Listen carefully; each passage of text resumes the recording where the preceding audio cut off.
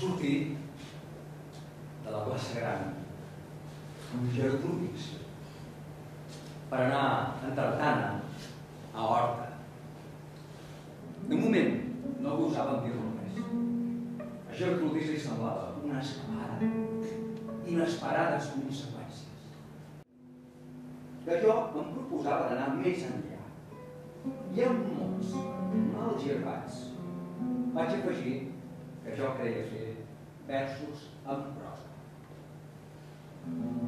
Va respondre'm amb la veu sotregada per la marxa irregular de la tartana, que a mi m'agradava allò que la seva mare li deia que eren estranyeses. Jugava amb els meus a un joc de taula gairebé imaginari, quan va entrar la serventa, tota capgirada i tremolosa, i va dir: acaba d'arribar una senyora ni vella ni jove que demana per un tal JVF. Vaig sentir-me anomenat, m'alço de pressa i vaig a la porta del rebedor.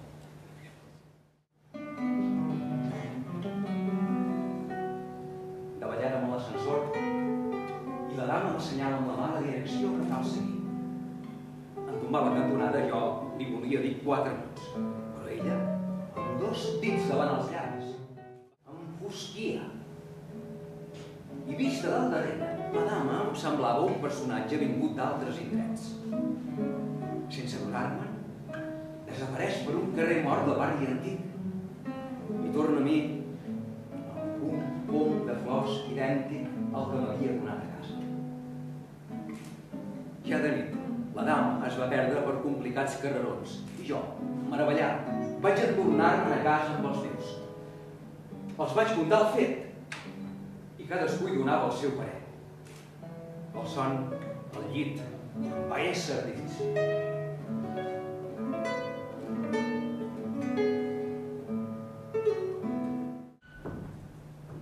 Enllestit de la feina, he sortit cap al camí que voreja la Fageda i des d'on es veu la vasta extensió de terreny poc cultivat i el puig. Tot d'una m'he donat, estorat, d'un casal de forma catedralícia, cavirat de baix estant. El pagès, sorneguer, em mira i enmig somriu. Jo anomeno els meus que, durant segles, han habitat el poble d'una via així. El pagès se'm planta seriós al davant i, com si pregués, i tot fent el senyal de la creu, em diu: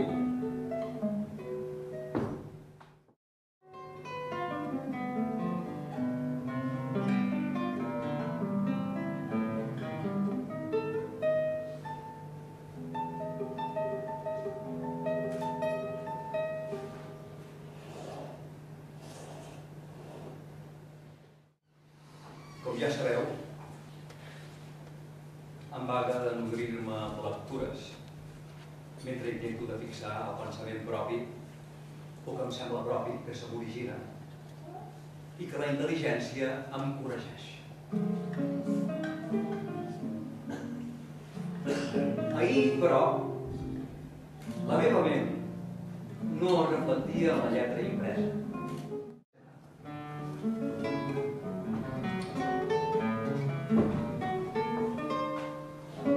De casa ja m'adonava que no ho feia de la manera habitual, atent només a la pugna d'idees que portava a la ment i que no podia resoldre.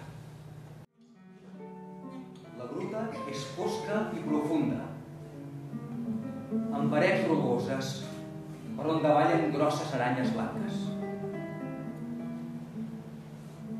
És plena d'alts i baixos.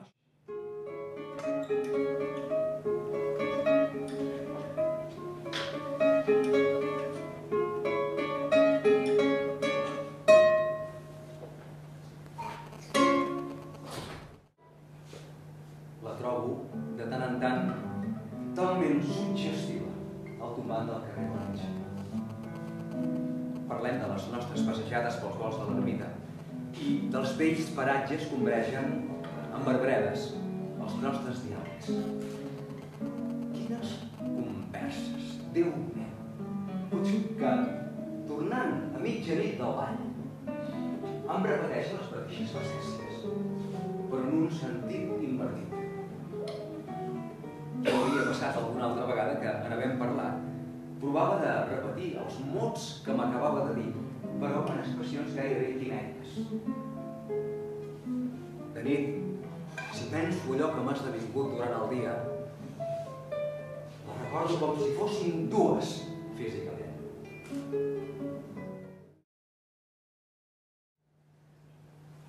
Ha vingut coma,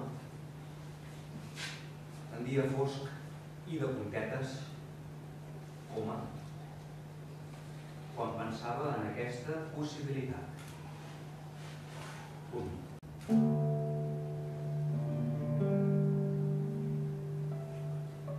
D'un carretó que ha deixat al peu de casa, n'ha tret uns irregulars paquets, que tot acostant-se m'ha deixat damunt el cobertor amb què dissimulo el meu cos somnolent.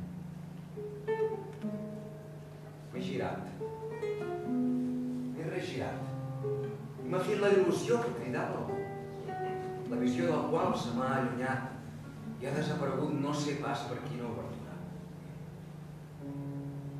Els paquets, lligats amb cordam espès, m'han sorprès per llur contingut, tot just els he desfets. Són diaris de tots els països i continents.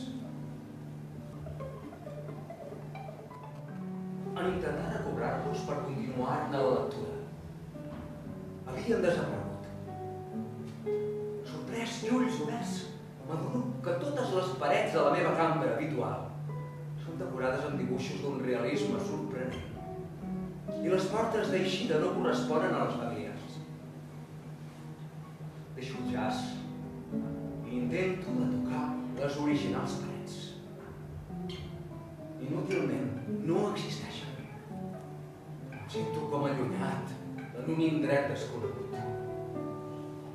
Però el sol llevant m'aclareix l'estança i em recop. Una corrua d'escarabats formats en doble fila arrossegaven la closca d'una grota amb les pues delicadament lluminoses. Punt.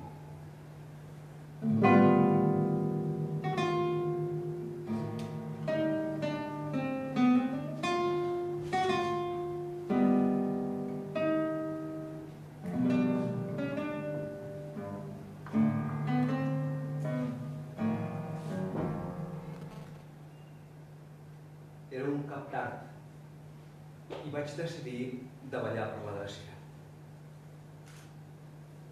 No sentia cap rugit, ni arbres, ni ocells, ni donantols.